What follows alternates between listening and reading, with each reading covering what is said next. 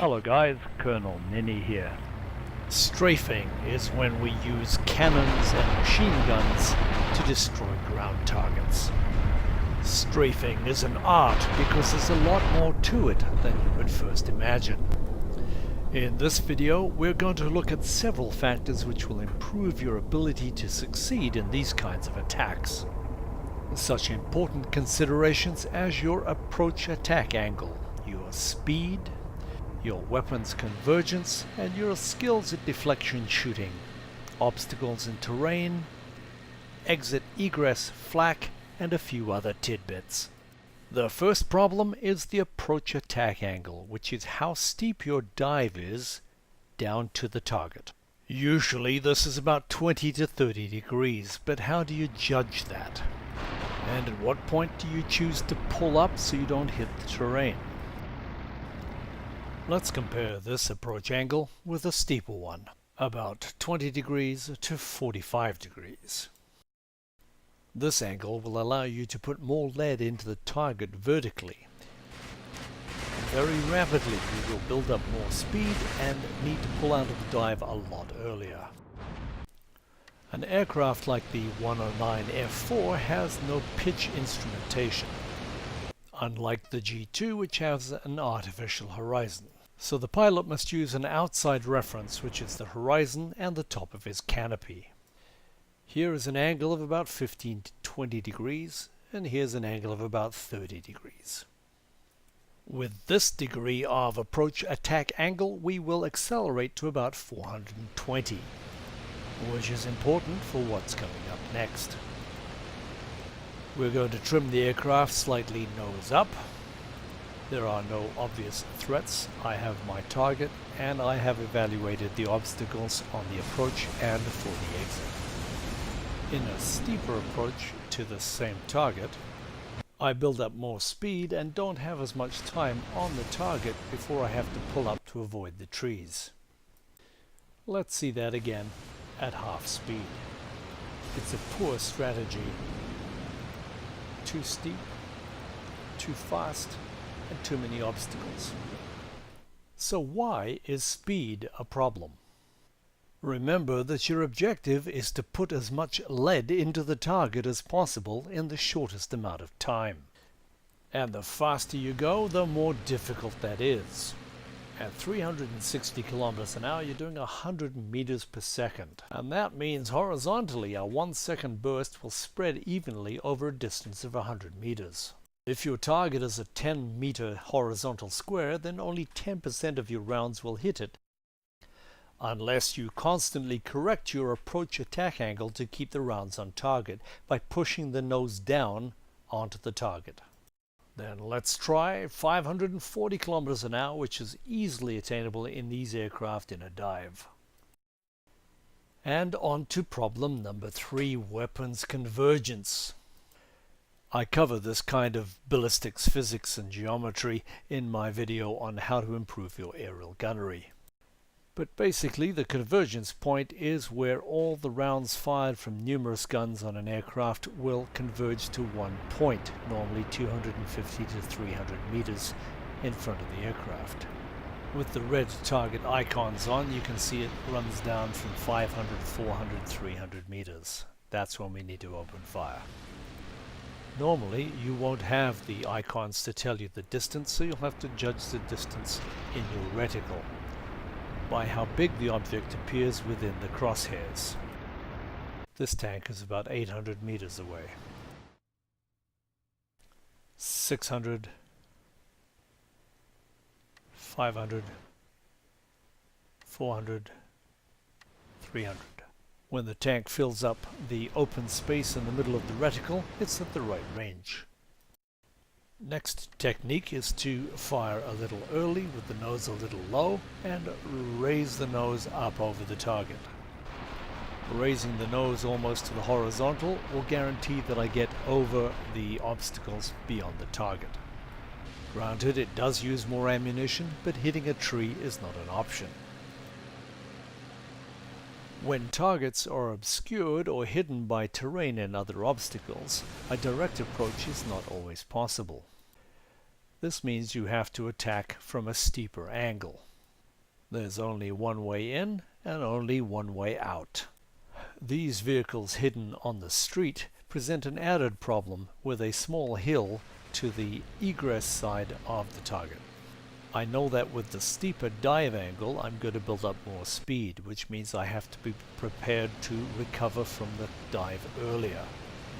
This also means that I have to open fire earlier. And at a longer range, my ballistic drop will be greater. I don't want to approach over the hill, but I do see there's a gap in the buildings and I can get to the one target between the buildings. And the egress is basically flat with no obstacles. Perfect. Keep an eye on this 110 who's working with me on this attack, as he comes down very low, and watch his shadow as he almost hits the hill. I've reduced my risk of hitting that hill by coming in at a higher angle and recovering early.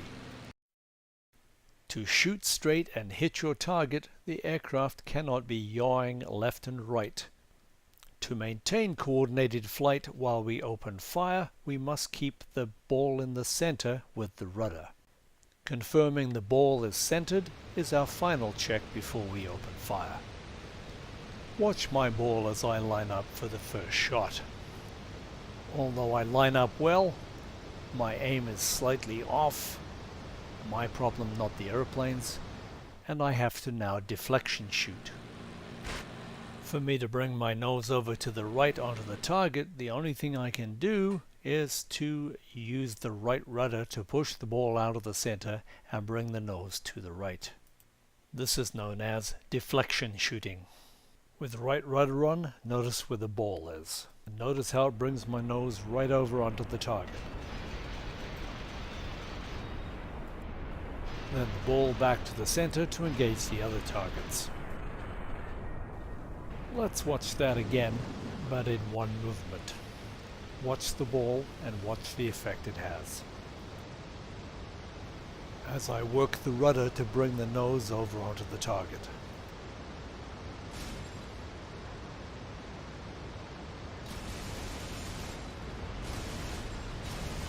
And in the next case, I use half the amount of rudder.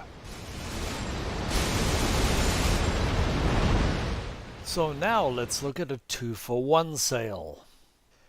And let's make it more interesting by approaching at 700 kilometers an hour. And watch how I control the ball. Damn, I could have got that truck too. Now, there are only two reasons why I would approach at such high speed. One is that I'm being attacked by a fighter, and the other is that there's a lot of AA. In this case, it's the anti-aircraft fire I'm worried about. So, employing all the considerations we've learned to this point, we set our approach angle and our speed. We'll slow the recording speed to 1/4 and take a look at what the gunners can see. Besides hitting the target, my job is to make it difficult for them to hit me. Because I'm in such close proximity to them, they are going to have to traverse or turn the gun to keep up with me very quickly. And at this incredible speed, they have a really hard time turning the gun to get to me until I'm about 1.5 kilometers away. Meanwhile, damage is done. Now, this is not the only AA gun that's on the field, so I'm going to keep it really low. And watch how long it takes the gunners to traverse this rapid-firing gun around before they can open fire. But now this is the most critical time. At ranges of 1 to 2 kilometers, these quick-firing guns can easily keep up with my rate of turn. The bigger guns will ignore me until I get further away or higher up. And if they did, their traversing speed would be even slower. To avoid being hit, I need to duck down behind the terrain to put the terrain between me and the gun. In this example, I line up to drop 2 bombs on the hangar and then follow through to destroy the AAA 88mm gun emplacement further on. Hitting 2 targets is the same risk, but twice the reward. To be good at it requires pre-planning, air superiority, and luck. Attacking this convoy, I target a truck, until I notice a greater threat, the AAA wagon, requiring a rapid and coordinated change of direction. Neutralizing potential threats is what it's all about. On linear targets like trains or ships, we can employ a different method. If we approach in a turn, we can pull the nose across the target rather than up and over the target. Your attacking in a turn also makes you a more difficult target to hit, and not as predictable. So let's try and employ everything that we've learned so far in this next example. It's a very complex situation, so let's take a look at it. The target is a single oil tank. It's well concealed, and I have to approach from over this hill.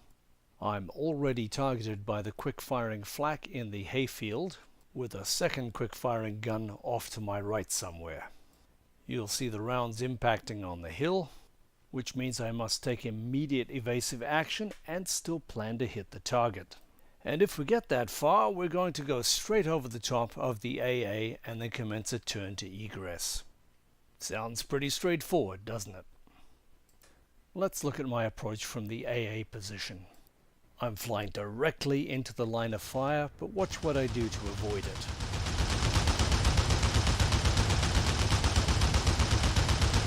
And at the last moment, I dive in to hit my target.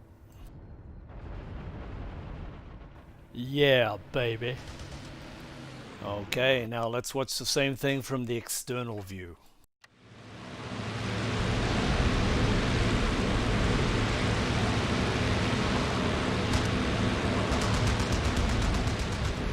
Hits. Now to avoid the flak and egress.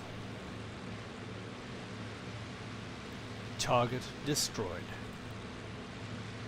And lastly, from the cockpit view, I'm watching every round as it comes out of that flak gun and not fixated on the target. I managed to get home without being hit by a single anti-aircraft shell. I'm safe for the next 12 seconds, which is how long it's going to take them to traverse that gun around to get a bead on me. And a few more seconds before he starts to get accurate. And in those first 10 seconds, I have to decide what to do next.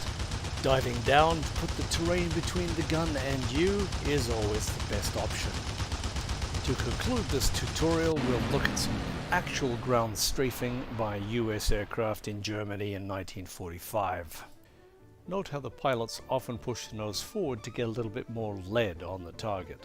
I think it's important for us to remember that most of these fighter pilots had less hours in their actual aircraft than you do playing your flight sim.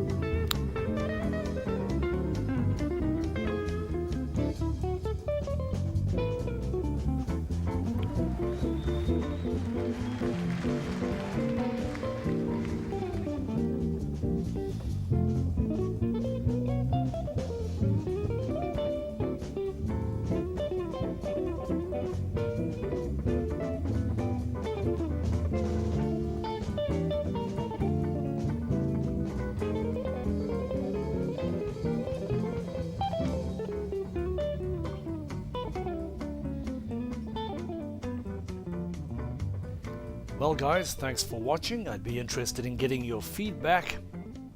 Till next time, cheers. As always, if you've enjoyed this video, found it helpful, please like it or subscribe. Or if there's another topic you'd like me to cover, please